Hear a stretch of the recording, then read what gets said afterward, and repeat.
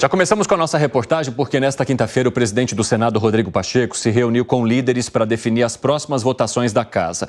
Bruno Pinheiro está de olho nessa história e vai contar quais são os assuntos então discutidos e que serão votados. Bem-vindo, Bruno.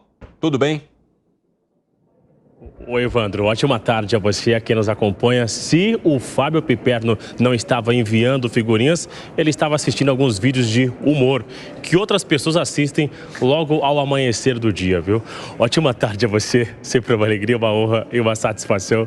Vamos lá entender, então, sobre essa história. Uma reunião de líderes aqui no Senado Federal. O presidente Rodrigo se reuniu com diversos líderes e é, de fato, a pauta cheia. Alguns assuntos que acabaram ficando engavetados, audiências que foram realizadas nas últimas semanas, mas agora tem, assim, esse objetivo de, na semana que vem, liquidar essa agenda, inclusive sobre essa PEC que coloca ali sobre o entorpecente, né? O uso, que é a criminalização de qualquer quantidade e de qualquer entorpecente, inclusive. 5 reuniões, audiências foram realizadas no Senado Federal. Na segunda-feira, uma nova audiência com diversos especialistas, advogados que vão se reunir no Senado Federal e aí, na sequência, na quarta-feira, ser colocado em votação. O relator, o senador Efraim, conversou com jornalistas após a reunião. Vamos ouvir o que ele respondeu aos nossos amigos e também a nossa reportagem hoje um pouco mais cedo. O tema das drogas, ele tem inserção na saúde pública, na segurança pública, ele afeta a vida das famílias. O Senado está preocupado com isso, já teve a votação na CCJ e dará a palavra final na sessão da terça-feira com a votação da PEC. Esperamos um quórum amplo e uma sólida maioria a favor do texto da PEC, assim como ocorreu na CCJ.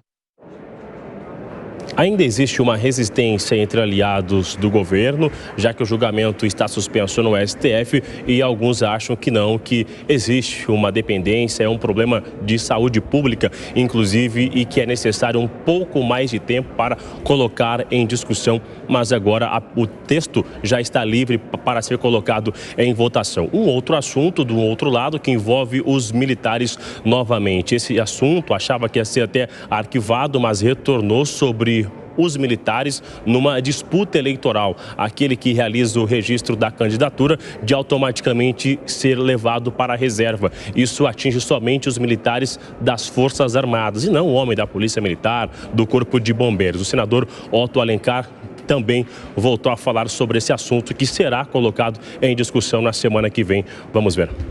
Na minha opinião, tem que ser apreciado. Se a matéria está aí já há tanto tempo para ser analisada, ela deve ser apreciada, que o Senado venha deliberar a respeito de um tema que, na minha opinião, é um tema que precisa ser debatido e esclarecido dentro do possível à população brasileira, até porque já causou problemas dentro da estrutura do governo federal. Agora, no último governo do ex-presidente Jair Bolsonaro, a participação foi muito ativa, que levou, inclusive, à estimulação do 8 de janeiro. É importante se definir os limites da participação dos militares ou não nos pleitos eleitorais.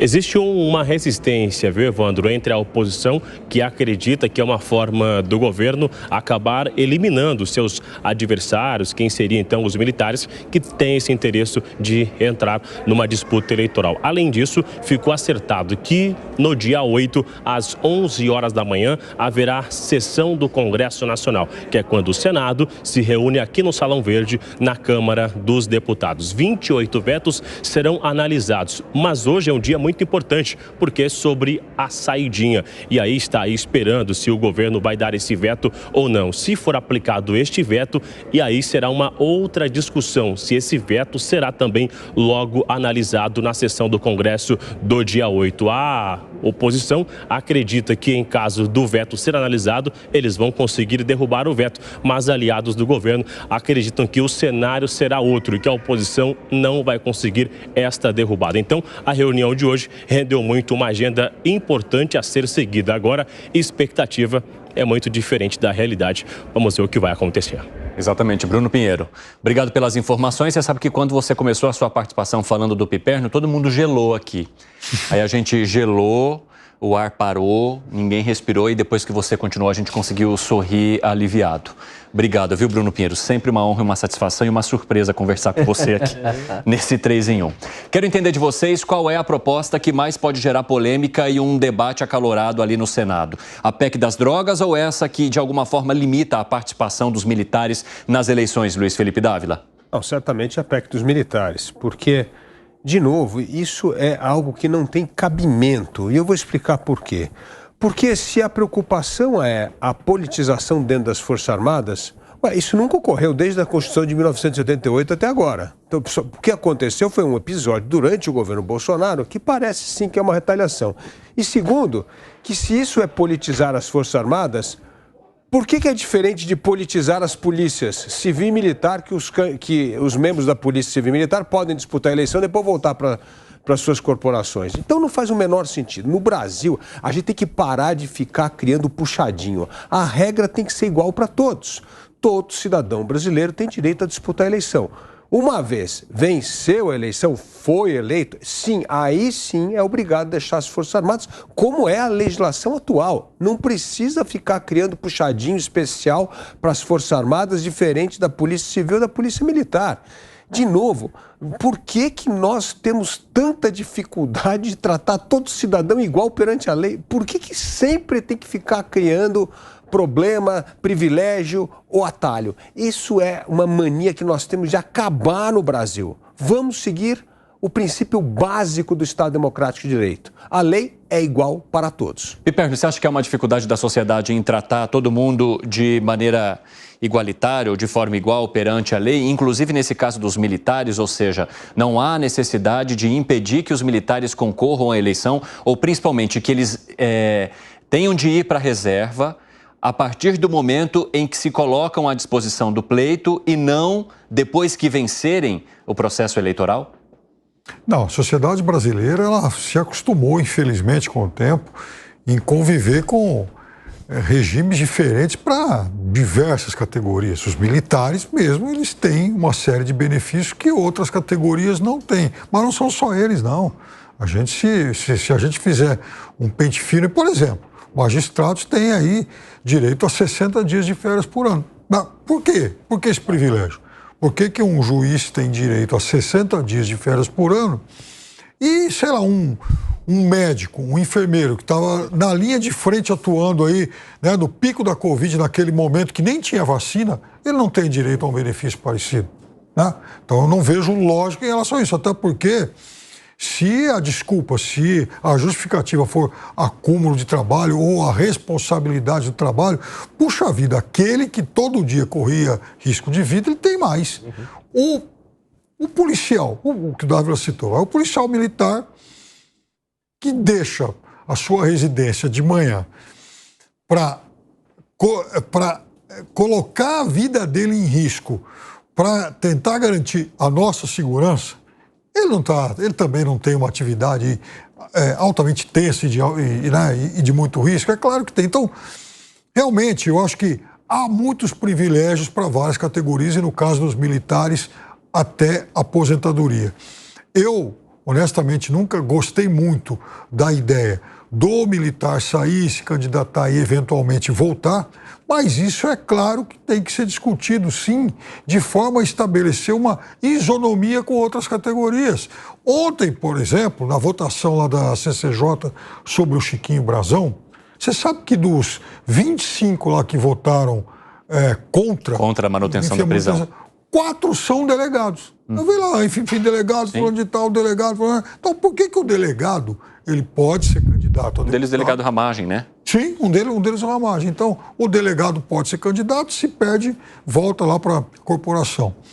O militar, né, não teria, digamos, esse benefício. Mas, veja, é uma ideia em relação à qual eu nunca fui muito simpático, porque os militares também, de alguma forma, sempre fizeram política, embora nem sempre política partidária. Mas eu acho que tem que ser muito bem discutida com base a estabelecer uma isonomia entre várias carreiras. O que você pensa sobre isso, Segré?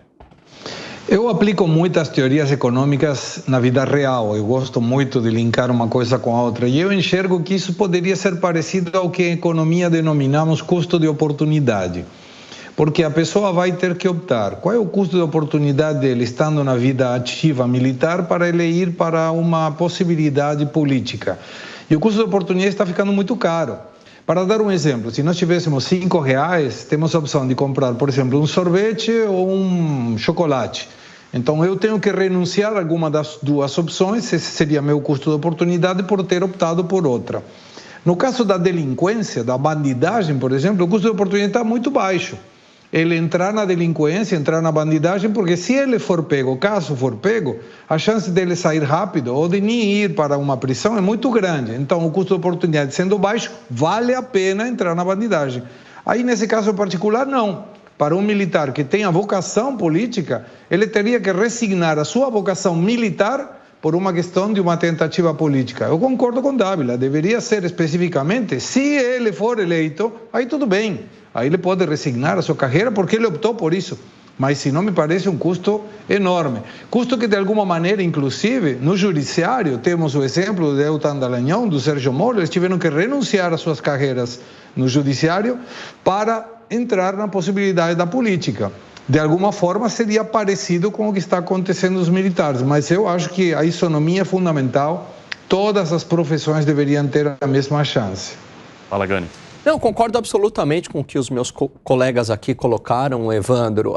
Em relação à PEC das drogas, eu acho que essa questão dos militares, ela é muito mais controversa. Até porque eu vejo que há muito mais um consenso dentro da própria sociedade brasileira, de maioria conservadora, ali no Congresso também, então não deve trazer grandes atritos, né? Até porque também a PEC das drogas, se ela passar do jeito que ela está, Evandro, sem definir qual é a quantidade, eu duvido muito que na prática alguém vai ser preso consumindo um cigarro de maconha, mesmo que seja crime, mesmo que seja criminalizado. Então vai ser muito parecido com a situação que a gente tem hoje, que é crime, mas aí o policial, de acordo com vários critérios, de acordo com as circunstâncias, ele que vai definir se é tráfico ou não. Então eu acredito que vai muito nessa linha. Agora, a PEC dos militares já é diferente. Por quê? Porque traz uma divisão na sociedade, mexe também com grupos organizados, com grupos de pressão, com o lobby dos próprios militares, mas eu concordo absolutamente aqui com os meus colegas que tem que ter essa isonomia, igualdade perante a lei.